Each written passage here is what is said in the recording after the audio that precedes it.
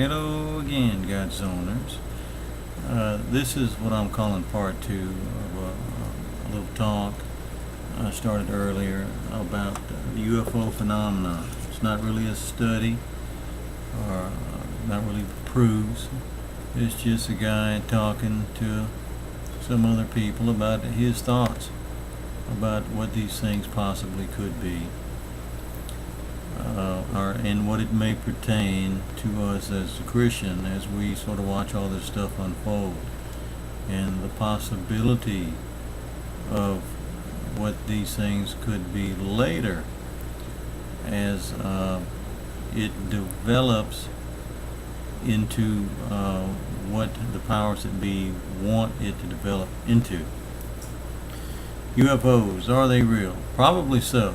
Are they alien technologies that we don't know? Could they be people like us, privy to technologies and so forth, that could be putting on a charade which would aid and abet them in mass mind control or something like that? Sure, it could. Could these be beings left over from the age before? Possibly. Could they be playing a part in God's plan? Probably so. Whether they want to or not, I think probably all of us are the same exact way. I think even when we do, no matter if we do good or bad, I think we are taking part of that plan, whether we want to or not. I think the devil is, whether he wants to or not. I think he's a necessary factor in the choice of good and evil, in the process of free will, and probably he's going to be the last one to know what his part is. But I think if he didn't have a part, I don't think our God would have him around. So, and I think the same thing with, you can say the same for every one of us, and including extraterrestrials, if such a thing exists. Also, something I want to bring up that I didn't on the last video was the possibility of extraterrestrials and the demons that are written about in the Word of God perhaps being the same entities. And I've always found that pretty interesting. A guy on YouTube by the name of Jim Willingsley, whom I always respected and thought he had a pretty good grasp of the possibility that extraterrestrial are in fact demonics. And he's got a lot of proofs, which, you know, I don't put a hell of a lot of faith in proofs these days, because anybody really truly can prove anything, you know, with the age of computers especially and stuff. But it just to listen to the guy talk, you know, he makes sense. And I think anytime somebody makes sense, you should at least give them an ear. Don't necessarily mean you should give them your belief, by no means.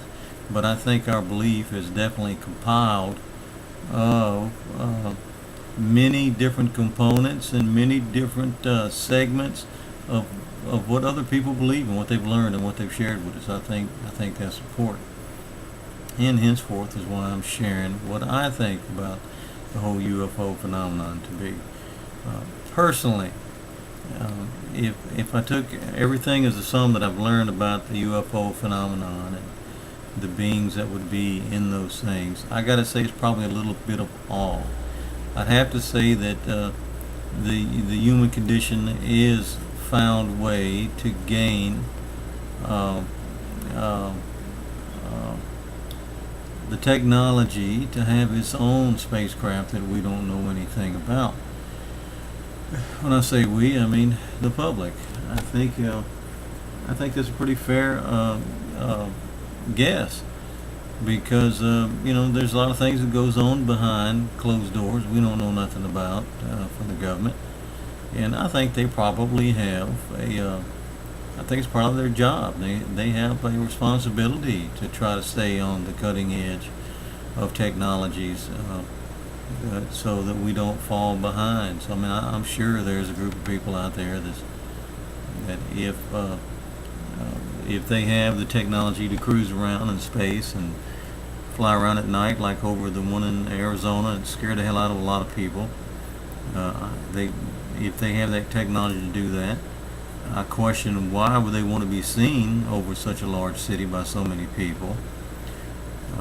Apparently, fear and thought and curiosity is certainly something they must be wanting to pique in people. But it could be, just people doing it. It could be people working for the government, trying to get their own system. But now, where does this technology come from? My gut tells me that every age leaves a remnant unto the new age. And I have to believe that there are things probably floating around in orbit in space, in orbit around the moon and so forth, that I'm sure that we must have found when we were traveling to the outer limits of the Earth's atmosphere. I'm sure there are things that we probably tracked that the public is not privy to, the general knowledge. And I'm thinking if you found a certain device that was left over from an age before, it wouldn't be very long before you started brain picking on that technology and looking into those chips and the process of how things were constructed in that advanced civilization. And I'm sure that whoever found those things would probably have a vast amount of technology and a head start among the others who didn't find such. And I think that's probably why the race for space was so very important to so many people. Because, obviously, it does us no good to go to the moon. There ain't a damn thing we can do on the moon. We can't plant corn on it. We can't drill oil on it. It's too expensive. So there's no reason other than for us to advance out into space unless for some gain. And I've kind of always figured that they were looking for something left behind from the old one, from the old sons of God, from the old age before this one. So that being said, I think people could have those technologies, and it could be humans with ships buzzing around, scaring the hell out of people, piquing up curiosity, trying to keep things going. And I also believe that there could be a remnant of beings from the age before this one, whether you believe it's several ages or whether you believe it's one. And I think that space travel would most certainly probably be something that they endeavored on, because we endeavored on it.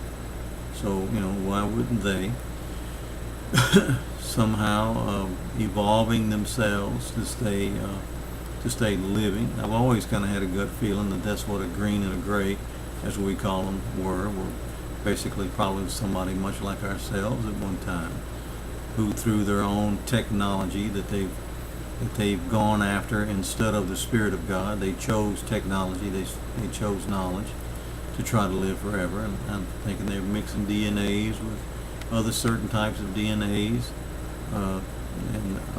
so they can live longer and they can do the things they do in outer space. And I think that would explain these beings, which would also fit in my mind to what the Bible calls demons and demonology and bad spirits and stuff like that as well. And of course, and then we also have the possibility that these hands are just from another part of the universe, another part of God's creation, and God could have directed them by Spirit to come into this world and play a vital part for this plan to unfold. That's a possibility as well. And like I said, it could be all of the above, not necessarily just one. I do know this: it's a hell of a lot of UFO sightings out there, and society is we're all walking around with cameras now. We got a lot of interesting videos. The wormhole videos are like awesome. Every time I see a wormhole video, I'm thinking, this is probably pretty real. It's more closer in line to what I think would be the reality.